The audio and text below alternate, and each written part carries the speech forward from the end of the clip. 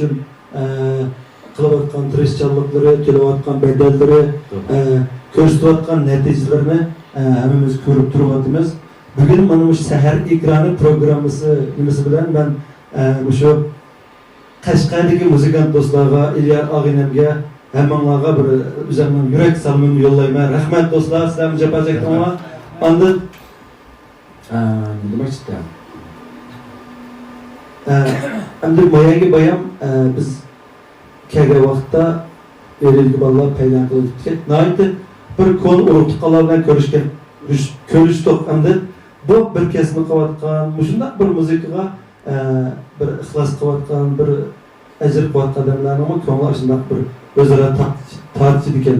Uning ustiga bu mana ma'latga bir nahmaydan alatdiki, yo'lyalatdiki muzikani qilayotganlar, o'sha muzik sohasidagi muzikaga eng sodiq bilan ajr qilayotgan, muzikaga haqiqiy yuz ko'radigan, ondan shu tir ajrga loyiq bunday bir davrini qilmaydigan haqiqiy muzikaning ahllari desak bo'ladi. Eng muzikantlarning ichidagi san'at sohasidagi eng hurmatga loyiq bir to'p kishilar deb o'ylayman.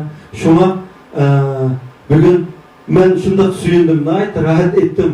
Bu og'aynilarimning chepirishida men shunday o'zim shunday rahat etdim men. Sizlarga yana bir qator rahmat aytaman, hammaga og'aynilar. Rahmat. Rahmat. Rahmat.